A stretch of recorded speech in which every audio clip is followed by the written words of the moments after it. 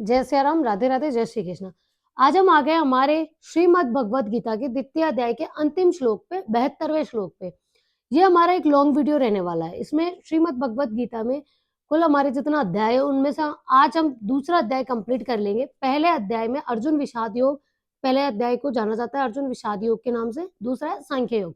तो सांख्य योग के अंतिम अध्याय 72वें श्लोक के बारे में हम जानते हैं कि यह श्लोक ज्ञान योग और मोक्ष के अंतिम अवस्था को दर्शाता है, जिसमें श्री कृष्ण अर्जुन को परमात्मा में लीन अवस्था का महत्व समझा रहे हैं या बता रहे हैं और कहते हैं कि हे अर्जुन, ये परम सत्य को जानने वाली स्थिति है। इस स्थिति को प्राप्त करके मनुष्य कभी भी मोहित या भ्रमित नहीं होता है। यदि कोई मनुष्य जीवन के अंत समय में मृत्यु काल में भी इस स्थिति में स्थित हो जाता है तो वह ब्रह्म निर्वाण या भगवत धाम को प्राप्त कर लेता है। कलयुग में इसका क्या महत्व है? जब भी आप किसी चीज से या मनुष्य से भ्रमित होना या मोहित होना बंद हो जाते हैं तो उस स्थिति में आप परम सत्य को जानने वाले हो जाते हैं। अब ये हमारा था दूसरा अध्याय जो कंप्लीट हो चुका है। अब हम बात करते हैं कि पहले अध्याय में अर्जुन का विषाद योग। अर्जुन अपना मतलब डर, अपने मन की स्थिति को बता रहा है कि पार्थ मैं क्या करूं, मुझे समझ नहीं आ रहा, मेरे सामने मेरे अपने खड़े। लेकिन फर्स्ट अध्याय से हमने सीखा कि जब अपने हैं तो सामने क्यों है। तो अब आप अगर कुरुक्षेत्र में या रणभूमि में उतर चुके हो अर्जुन, तो आपको लड़ना ही होगा।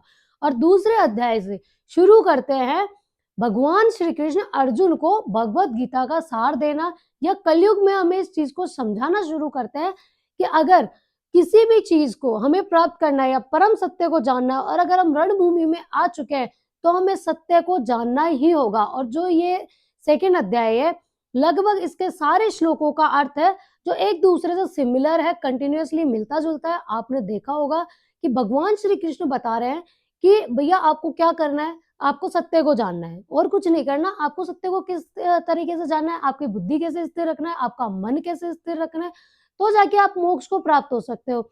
अगर आपको अपने लक्ष्य को हासिल करना है तो आप लक्ष्य पे फोकस रखिए, लेकिन उसके पीछे भागिए मत। लाइक सपोज दैट आपके पास साइकिल है तो आप बाइक के लिए भागते हो, भैया भागो मत।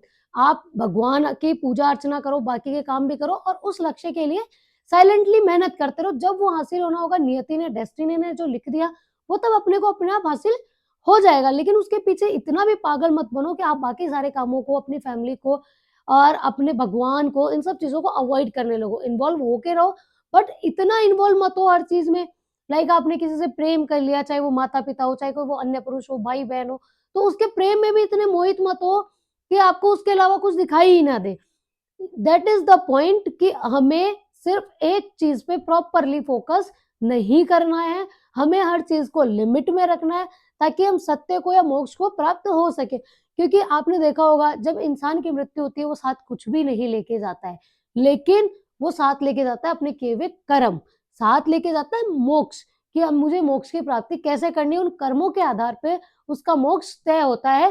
तो उस चीज को हमें प्राप्त करना बहुत ज्यादा जरूरी है। तो इसका यही हमें लेसन मिलता है इन दोनों श्लोकों से कि अगर अपने हैं और सामने खड़े हैं, और अगर आपके खिलाफ है और आपकी लड़ाई आपके स्वाभिमान की, आत्मसम्मान की, तो ही लड़ाई लड़े, अदरवाइज लड़ाई ना लड़े, शांति प्रिय जीवन को जिए।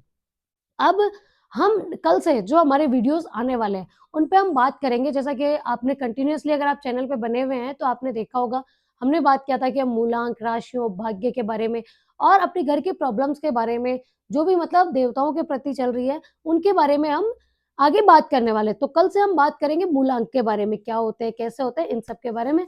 तो थैंक यू सो मच। जय सिया राम। वीडियो को ज्यादा से ज्यादा लाइक करें, शेयर करें, सब्सक्राइब करें। धन्यवाद। जय सिया राम।